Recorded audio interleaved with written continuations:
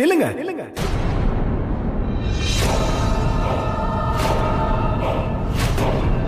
பாபா எங்க அம்மாவை பாபா பாபா பாபா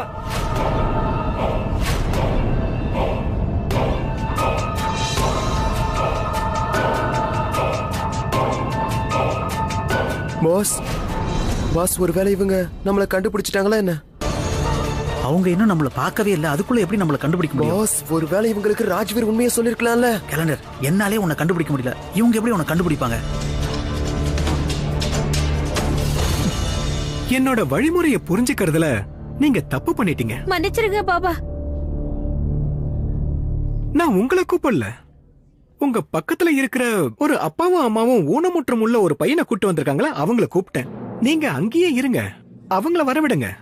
உங்களுக்கு ரொம்ப ரொம்ப நன்றி பாபா, ரொம்ப ரொம்ப நன்றி. அக்கா, இப்ப பாருங்க அந்த பையன் எப்படி எந்திரிச்சு ஓட போறான்னு. அவன் ஓடுற ஓட்டத்துக்கு ரேஸ்ல நம்பர் 1 வர போறான். இதுல புரிஞ்சுக்க வேண்டிய விஷயம் என்னன்னா, இதெல்லாம் சாத்தியமாக போறது அந்த நாகமணியால.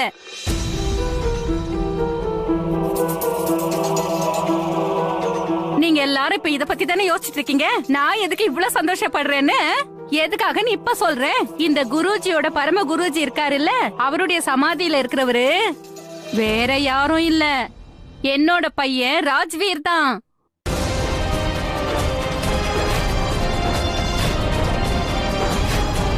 இந்த நாகமணி இப்பதான் அவன் சரியா பயன்படுத்த போறான். இப்ப பாருங்க, இந்த நாகமணியோட உதவியால என்னோட பையன் இந்த உலகத்தையே ஆள போறான்.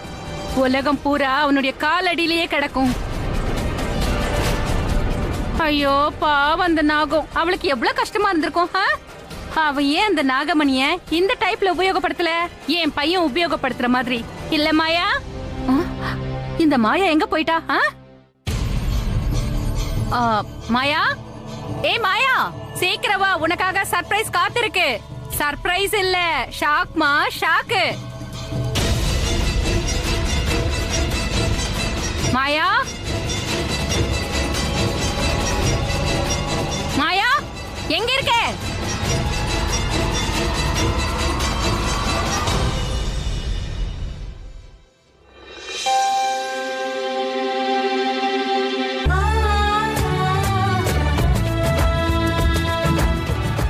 Fresh ingredients, mozzarella cheese, pure baked goodness, Domino's Burger Pizza.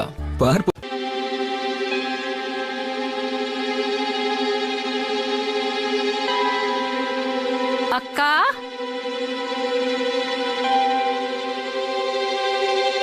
உங்களை பார்த்தா எனக்கு ஏன் இப்படி தோணுது? நீங்க என்கிட்ட ஏதோ மறைக்கிற மாதிரி. ஒருவேளை மாயாவை நினைச்சு வருத்தப்படுறீங்களா என்ன? இல்ல, மாயா எங்க? மாயா எங்கன்னு கேட்டேன். சின்னத்தை, அது வந்து மாயா இங்கதான் எங்கேயாவது இருப்பா. இங்கதான் எங்கேயாவது இருந்தா நீ போய் அவளை கூட்டிட்டு வா. போ போ. நான் என்ன சொல்ல வந்தேன்னா, அவ ரோகிணி கூட தான் இருக்கா. அப்படியா? அப்படின்னா 2 மகாராணிங்களும் மேல ஆரியனோட ரூம்ல இருக்காங்களா? இதுல புரிஞ்சிக்க வேண்டிய விஷயம் என்னன்னா, கண்டிப்பா ஏதோ பிளானிங்ல இருப்பாங்க. நான் போய் கூட்டிட்டு வரேன். நம்ம எதாவது பண்ணி உங்களை தடுத்தாகணும். சின்னத்தை, சின்னத்தை நில்லுங்க. நான் என்ன சொல்ல வரேன்னா, மாயாக்காக இப்ப எதுக்காக நீங்க சித்தார்த்த கஷ்டப்படுத்துறீங்க? அவரு நல்ல ஓய்வெடுக்கட்டும். சின்னத்தை, போடி அந்த பக்கம். சீமா, மாயா, சீமா, சின்னத்தை நில்லுங்க. சீமா, உனக்கு ஒண்ணும் இல்லல்லம்மா? நான் நல்லதா இருக்கேன், ஆனா அவங்க போறாங்க.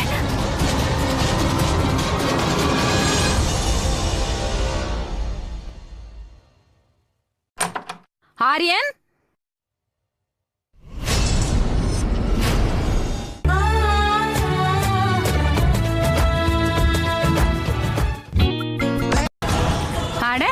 நீ உன்னுடைய பாட்டி என் கூட வாங்க. ஏன் வாங்க சொல்றேன். என்ன? சித்தார்த் தூங்கிட்டு இருக்காரு, ப்ளீஸ் அவரை டிஸ்டர்ப் பண்ணாதீங்க. அப்புறம் நீங்க எதுக்காக இங்க வந்தீங்க? ஏதாவது வேலை இருந்தா என்ன கூப்பிட்டு நான் வந்திருப்பேன்ல.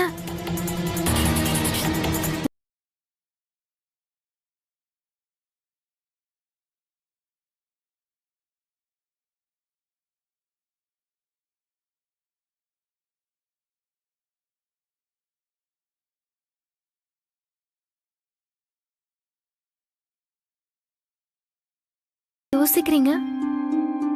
சித்தார்த்தோட உயிரை மாயாவோட புருஷன் தான் காப்பாத்தினாரு. அதனால தன்னோட புருஷனை மனசுல வச்சுக்கிட்டு அவளும் சித்தார்த்த பாத்துக்கணும்னு நினைக்கிறான்.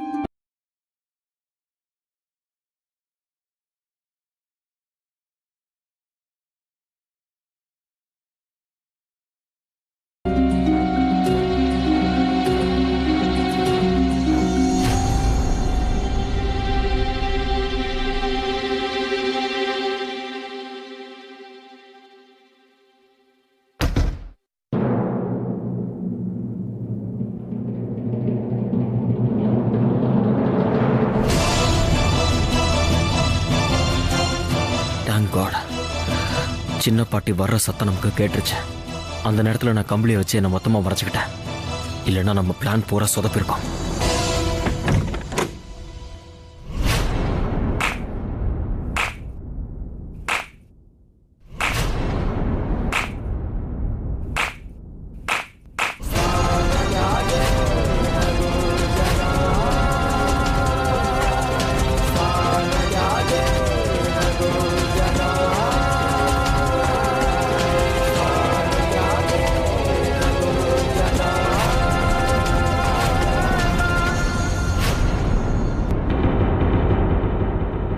என்னையே எழுத்து பேசுறியா?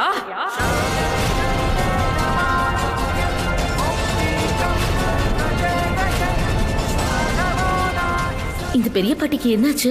திடீர்னு இப்படி சின்ன பாட்டி கிட்ட சத்தம் போட்டு பேச ஆரம்பிச்சிட்டாங்க. இப்ப சின்ன பாட்டி கோவப்பட்டாங்கன்னா அதுக்கான விளைவுகளை இப்ப நாங்களும் சேர்ந்து சந்திக்கணும். இங்க பாருங்க பெரிய பாட்டி, என்ன இருந்தாலும் நீங்க சின்ன பாட்டியோட மொபைலை இப்படி கீழே போட்டு உடைச்சிருக்க.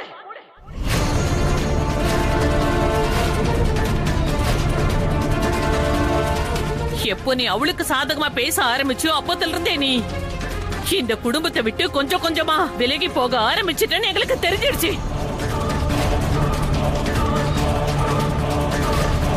இப்போ எவ்வளவு தைரியம் இருந்தா ஏன் இதெல்லாம் எழுத்து பேசுவ?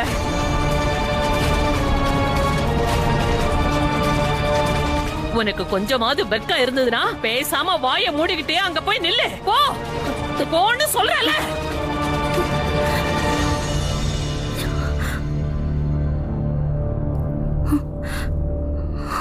எல்லாரோட போனையும் சீமா கையில கொடுங்க. என்னாச்சு? நான் சொல்றது உங்களுக்கு புரியலையா? உங்க போன் எல்லாத்தையும் சீமா கையில கொடுங்க.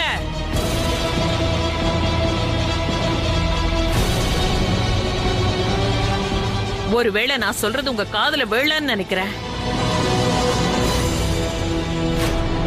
ஒன்னும் பிரச்சனை இல்ல. அம்மாடி சீமா, இவங்க கிட்ட போனை வாங்கி முதல்ல சுவிட்ச் ஆஃப் பண்ணு.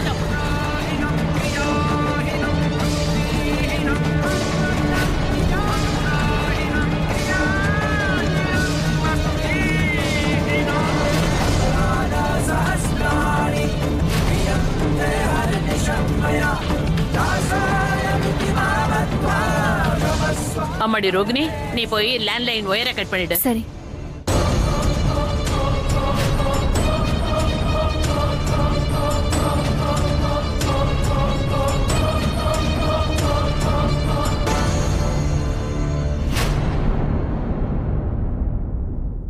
அக்கா, உங்க மூளையோட ஸ்க்ரூ லூஸ் மட்டும் ஆகல, மொத்தமா மழுங்கி போச்சு. ஒருவேளை நீங்க இப்படி நினைச்சீங்கன்னா என்ன தொல்லை பண்றதுனால நீங்க இந்த ஆட்டத்தை ஜெயிச்சிடுவீங்கன்னு இதுல புரிஞ்சுக்க வேண்டிய விஷயம் என்னன்னா, நீங்க புரிஞ்சுக்கிட்டதுனால எனக்கு சந்தேகமா இருக்கு. நாங்க எல்லாரும் நீங்களும் உங்க பையனும் போட்ட இந்த நாடகத்தை நிச்சயமா வெற்றி அடையறதுக்கு விடவே மாட்டோம். இப்ப என்ன யோசிக்கிற மனோ? உன்னை நீயே இன்னும் ஏன் கஷ்டப்படுத்திக்கிற? கடந்த கொஞ்ச நாளாவே உன் மூளையை யோசிச்சு ரொம்ப குழம்பி போயிருக்க. இப்ப அதுக்கு ரெஸ்ட் கொடு. இப்ப விஷயம் என்னன்னு நான் உனக்கு விளக்கி சொல்றேன். வா வா மனோ, வா.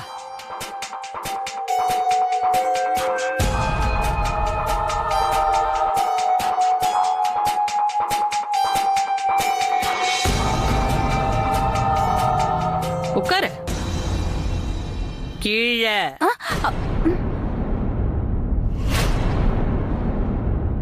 உனக்கு நான் அக்காவா இருக்கிறதுனால உனக்கு ஒரு பாடத்தை சொல்லி கொடுக்கலான்னு நினைக்கிறேன். ஒரு மனுஷன் வயசுலயும் அந்தஸ்துலயும் எவ்வளவு பெரியவனானாலும் அவனுடைய உண்மையான இடம் அவனை விட பெரியவங்க கால் கீழே தான் இருக்கும்.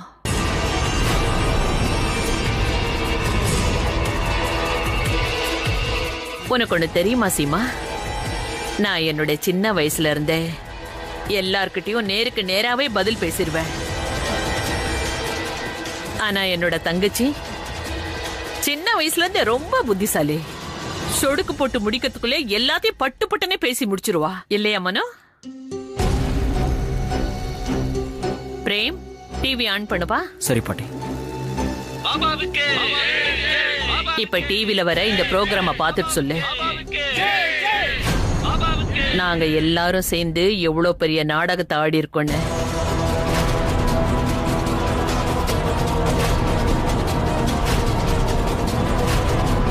நான் சொல்றது புரியுதா மனோ? உன்னால முடிஞ்ச இந்த விடுகதைக்கு நீ பதில் சொல்லு.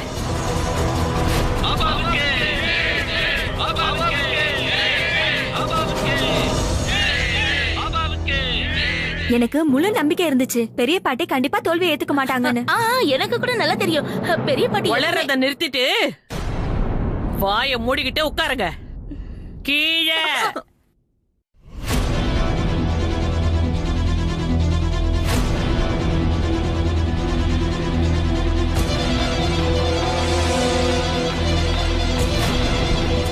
நாங்க இந்த பையனுடைய எல்லா ரிப்போர்ட்ஸையும் செக் பண்ணிட்டோம். பேரலிட்டிக் அட்டாக்கால இனிமே இவன் நடக்கிறது கண்டிப்பா சாத்தியமே இல்ல. இவன் உடம்போட கீழ்ப்பகுதி முழுமையா செயலிழந்து போயிடுச்சு. எங்களுக்கு தெரிஞ்சு இந்த பையன் இனிமே வாழ்க்கையில என்னைக்குமே நடக்க முடியாது. எனக்கு புரியவே மாட்டேங்குது. அக்காவோட விடுகதை தான் என்ன? அக்கா எனக்கு என்ன சொல்லணும்னு நினைக்கிறாங்க? அவங்க முகத்தை பார்த்தா எனக்கு என்ன தோணுதுன்னா அவங்க இதுல ஜெயிச்சிட்டாங்கன்னு. டாக்டர்ஸ் என்ன சொல்றாங்கன்னா பேரலிஸ் அட்டாக்கால இந்த பையன் நடக்கிறதுக்கு வாய்ப்பே இல்லைன்னு. எல்லா டாக்டர்ஸும் கைவிட்டுட்டாங்க. மருந்து வைத்தியம்னு எதுவுமே வேலை செய்யல. அப்புறம் உங்க அதிசயத்தால இந்த பையன் குணமாயிட்டானா then I'm sure உலகமே உங்களுடைய இந்த அதிசயத்தை பெருமையா பேசுவாங்க. இந்த சேவையை நான் பண்றது என் புகழ பேசுறதுக்காக இல்ல, ஒரு நல்ல சேவை எண்ணத்துல தான் செஞ்சுக்கிட்டு இருக்கேன். இப்ப நான் முதல்ல இந்த பையனை நம்ம பரமகுரு தியானம் செஞ்சுக்கிட்டு இருக்கிற அறைக்கு அழைச்சிட்டு போக போறேன்.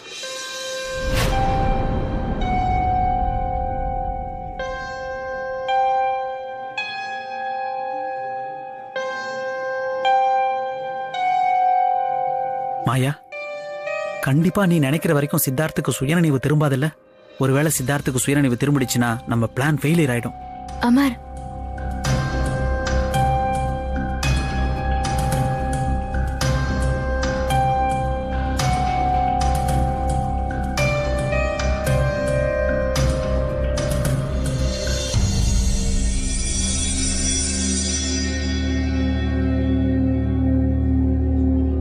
மன்னிக்கணும் பாபா, ஆனா இவருடைய கண்ணையே நீங்க கட்டி கூட்டிட்டு போறீங்க. இங்க பாருங்க, பரமகுரு மேல எந்த சொரூபங்கள் ஓடிக்கிட்டு இருக்கோ அதை எதிர்கொள்றது சாதாரண மனுஷனால முடியாத காரியமாச்சே.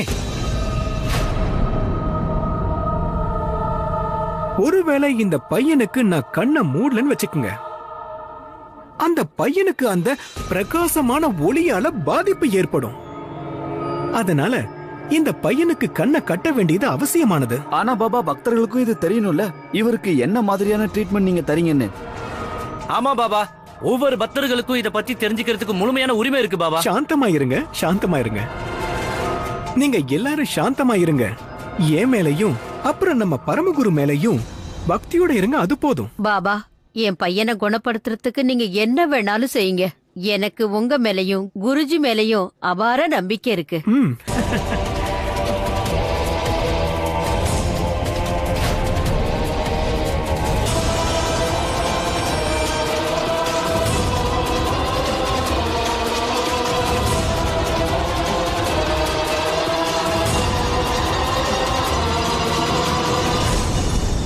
பாபா முழு நம்பிக்கையோட இந்த பையனை பரமகுரு கிட்ட கூட்டிட்டு போயிருக்காரு. அந்த ஊனமுற்ற பையன் அவனோட காலால நடந்து வர முடியுமா, இல்ல இந்த பையன் பழையபடி வீல் சேர்ல தான் உட்காருவானா, அது என்னன்னு நம்ம கொஞ்ச நேரத்துல பாக்கலாம்.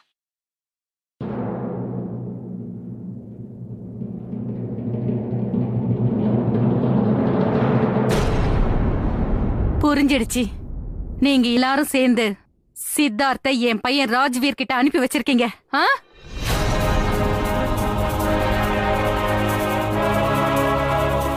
ஆமா மனோ, உன்னை பாராட்டி ஆகணும். சின்ன வயசுல நான் உனக்கு எவ்வளவு கத்து கொடுத்தனோ அது கொஞ்சம் கூட வீணாகல. சின்ன பாட்டி, நடந்ததெல்லாம் நடந்து போச்சு. இப்போ இத பத்தி அந்த அளவுக்கு யோசிக்க வேண்டிய அவசியம் இல்ல. ஒருவேளை நீங்க அதிகமா யோசிச்சீங்கன்னா உங்க மூளையில இருக்கிற நரம்பு வெடிச்சிடும். அதுக்கப்புறம் நாங்க உங்களையும் சரி பண்ண இந்த பாபா கிட்ட கூட்டிட்டு போக வேண்டியதா இருக்கும். இப்போ நீங்க அமைதியா வாய மூடிட்டு நடக்கிறத மட்டும் பாருங்க. அப்புறம் இன்னொரு விஷயம், இன்னைக்கு என்ன நடந்தாலும் சரி, சுமங்கலி பூஜையை இந்த வீட்ல நாங்க கொண்டாடியே தீருவோம். ரோகிணி, தப்புமா? உங்க சின்ன பாட்டி கிட்ட நீ இப்படி எல்லாம் பேசக்கூடாதுமா. இவ எப்படி இருந்தாலும் என்ன இருந்தாலும் ஏன் தங்கச்சி தானே.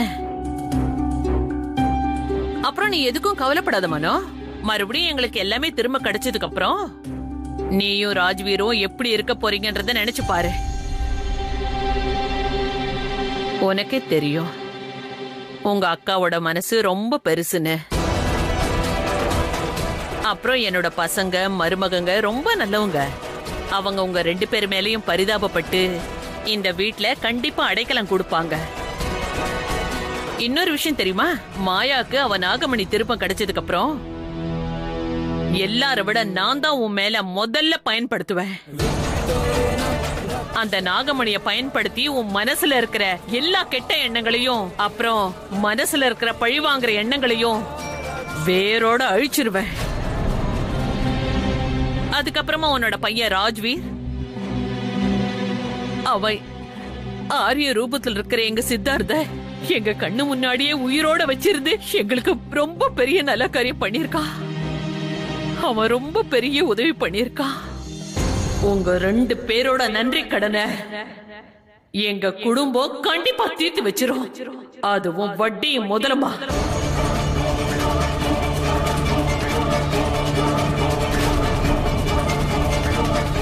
என்னாச்சு சின்னத்தை? எதுக்காக இவ்ளோ அதிர்ச்சியோட பாத்துட்டு இருக்கீங்க? நீங்க ஒருத்தங்களுக்கு கஷ்டம் கொடுக்கணும் அப்படின்னு நினைச்சீங்கன்னா அப்ப நிச்சயமா உங்களுக்கு நல்லது நடக்காது. இப்ப கூட உங்களுக்கு நேரம் இருக்கு. தயவு செஞ்சு திருந்திடுங்க. அப்புறம் இந்த விஷயத்தையும் புரிஞ்சுக்கோங்க. நீங்களும் உங்க பையனும் சேர்ந்து எந்த விளையாட்டை விளையாட ஆரம்பிச்சீங்களோ அந்த விளையாட்டை இன்னும் கொஞ்ச நேரத்துல முடிய போகுது சின்னத்தை.